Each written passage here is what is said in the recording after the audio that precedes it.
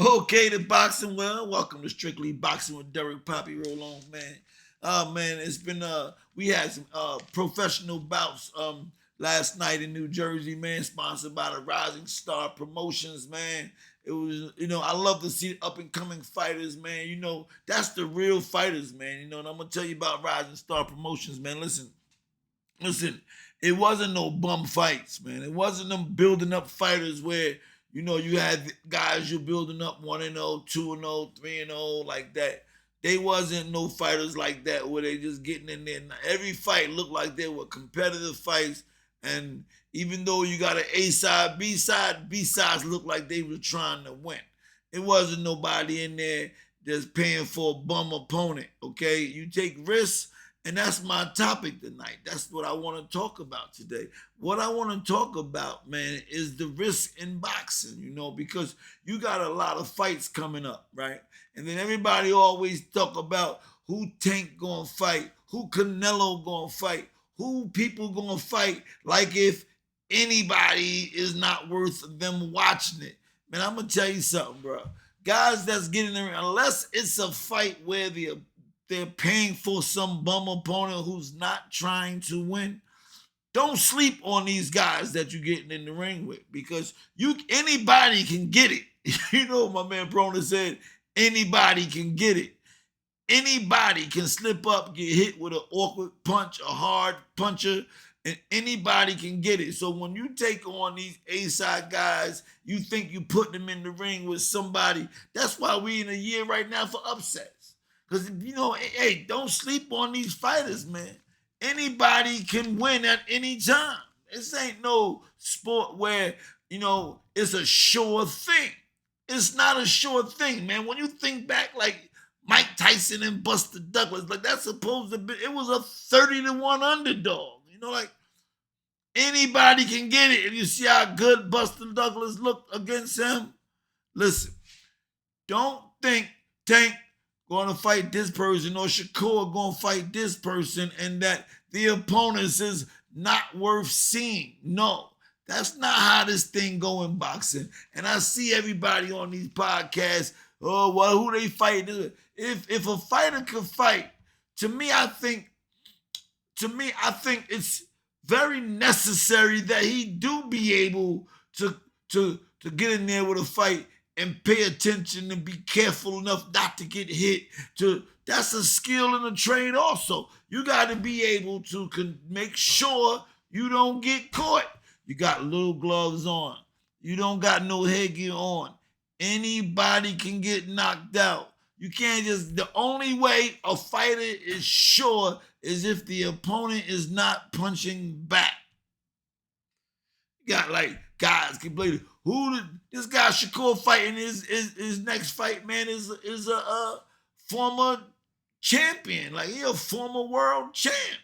He talking about Tank fighting somebody, and there's who hey, when you start fighting professional fighters that been in the ring before, that's got some losses, but still, those are some dangerous opponents. I'm telling you, they are dangerous opponents. And last night, we saw some fights in Carteret, New Jersey, at the Carteret Performing Arts Center. Really nice venue. The venue was nice. It was a nice card, man.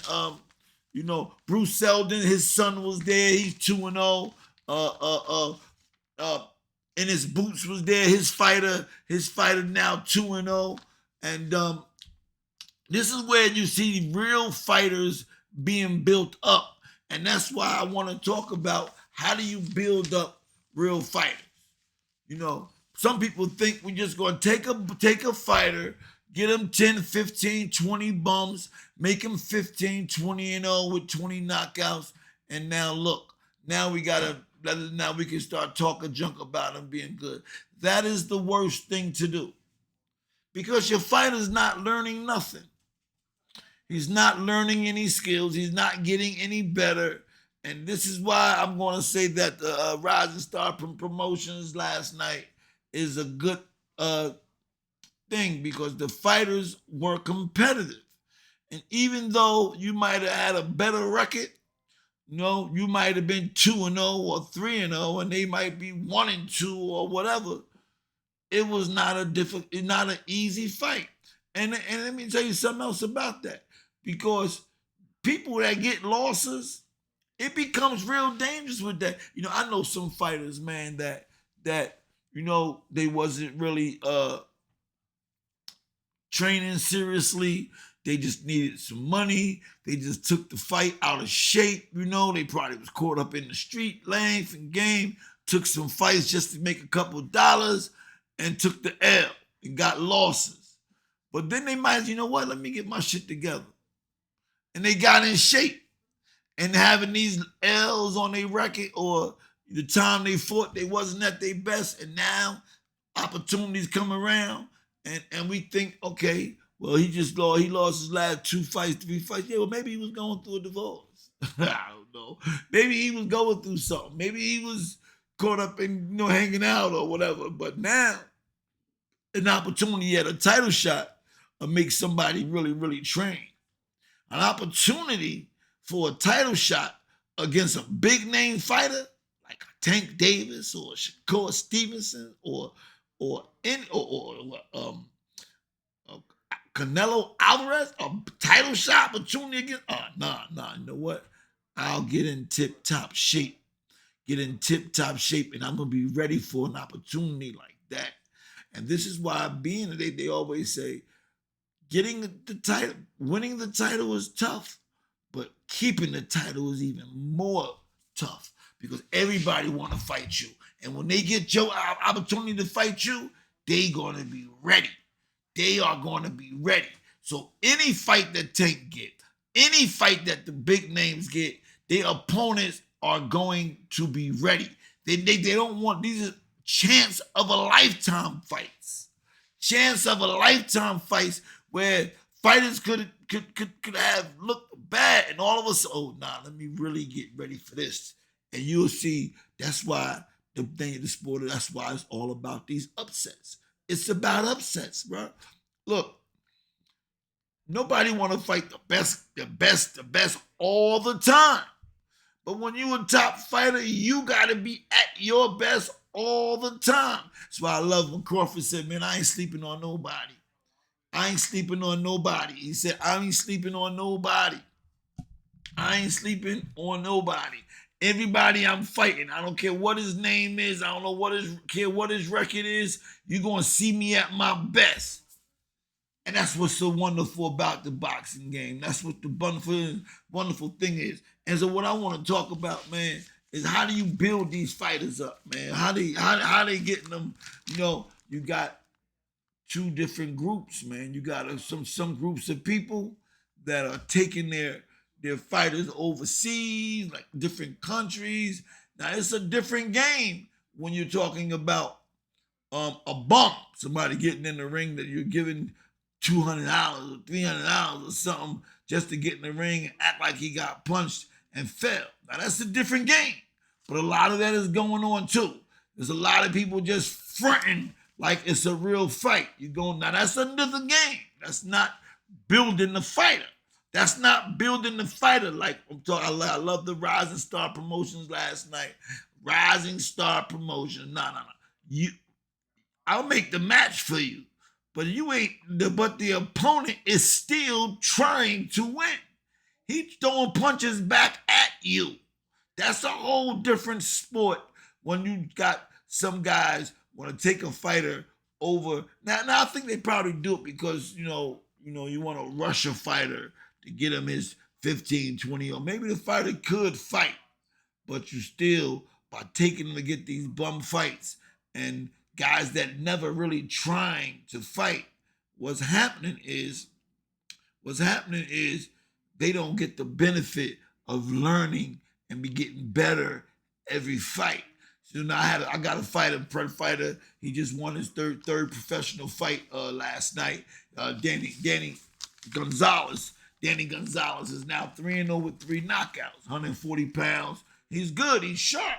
But you can see that he's going to get better every fight. Why? Because the fighters that I'm putting him in there with is trying to win. And so you got to be careful. You got to be in shape. You can't take them light. because we ain't going in there with somebody that ain't trying to win. And so he's going to get better every fight. He's going to be, hands got to be up. He got to be, go through some changes in the ring. You got to feel out this guy hit hard. He might be a little awkward. He might be a little thing. But fight, every fight we're going to learn and get better each fight. So by the time you get that 10, 12, 15 and 0, we ready for the big guys. We ready for top notch guys. That's how you build them up. But you get these other guys impatient, trying to rush, and then what they doing is, man, they just want to get the win on the record, get the record. All I need is the record. So, I think the record seems like, and we put too much emphasis on records anyway. Oh, he's undefeated 20-0. Yeah, but he ain't fought nobody, and none of the fights is real 20 fights. So he ain't really learned nothing. So it's a different ball game, man. It's a different ball game. I got my Go Birds shirt on, man, because my Eagles came through all Friday night, and I'm an Eagles fan. Eagles came through. My man Barkley looked real good, man. Got a few touchdowns in there, man. And I think Giants gonna miss him, man. Giants gonna miss him because he did his thing. But let me get back to this, man. You build these fighters up. You build these fighters up because they go in the ring and they learn. They learn things through adversity in the ring. I got hit, I got rocked. Sometimes you get dropped, you dig deep and you get up and you got to get that win. You benefit from that. You get in there and just knock everybody out in the first round and it's over. It was great fights last night. I got to talk to my man Bruce Seldon's son. He scored his second fight, his second win. He 2-0 with 2 knockouts. It was a pleasure talking to him. Like his dad, we're going to sit down and talk, me and him. It just was a good show, man. And I love the name of the promotions group, Rising Stars, because that's probably what I like, man. Now we these in the boxing game, man, these guys that's up and coming, and we call them prospects. Prospects in the sport of boxing, man. And those prospects, they got the skills, they got the talent, but it's a whole lot of thing that comes along with it when it's boxing, man. Sometimes you got the skills and talent and you don't be in shape, or you can be not as disciplined and you running with the girls, and because your skills is good, you think you could just not have to train. And the person that that is training to fight you because you the star, he sacrificing everything because this is an opportunity. Just think about it for a minute. Here you are, the big time champion. Everybody want to fight the champion because that's where you make the money. That's where you get recognition. This is the opportunity. If you want to be great, you got to be great. If you want to be the best, you got to beat the best. That's how you got to do it. So what's going to happen? I'm hearing podcasts, man, and the podcasts are talking about who Tank gonna fight. Oh, what are you gonna fight this guy for? He just staying busy. No, it ain't staying busy. He stay active, but it ain't like the other guy don't have a chance. You don't never know. He got to train hard and be in shape like he fighting the number one guy every fight he get in the ring with. Every time he get in the ring, he got to be at his A game because everybody trying to come after their title.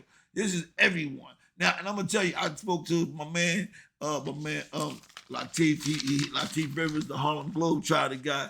He picking Canelo over Berlanga easily. I don't know, man. Berlanga can fight, and when you get an opportunity to beat a Canelo, man, you go through it. You go to training camp. You lock down. You get focused. You cut everything off. Wow, this is the biggest opportunity of my life. And I wanted to be there. I wanted to make sure I'm ready for it. And so don't get discouraged, fighting fans. Don't get discouraged thinking that the up and coming fights are going to be not as good because of the opponent. Nah, I think Canelo and Berlanga is going to be a competitive fight. I think it's going to be a good fight. Canelo is He's 34 years old. You know, he got 60 something fights. He's 61 and 2 or you know, 39 knockouts. You know, he could be he could not be at his best. He could be coming back now. You know, he coming down. How many fights he got in him? I mean, he's 34, but like I said, it's 60 something fights. I mean, how many fights he got in him? And Belenga, Belenga's 22 and 0. Belenga is 22 and 0, 17 knockouts. He's got punching power. Let me tell you something, bro. Let me tell you something, real talk. Nothing surprised me in the sport of boxing. And I mean, you know, Canelo is that dude, and some people say he ain't missed a beat. Some people say, yeah, he looked good. His last couple of fights he did. Don't count Belanga out 100%. I wouldn't sleep on him, you know. So on that card though, you got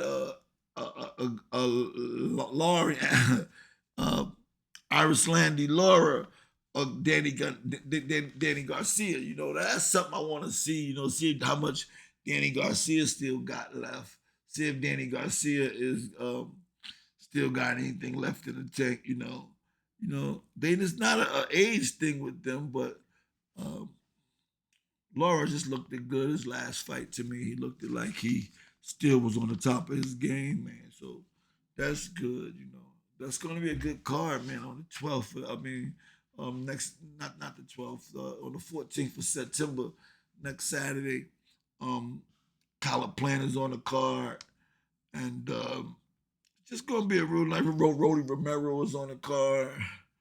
Uh, it's going to be a nice card. Um, September 14th, Canelo and Belanga is the main event. And don't count nobody out. This is Derek Poppy, roll on at Strictly Boxing.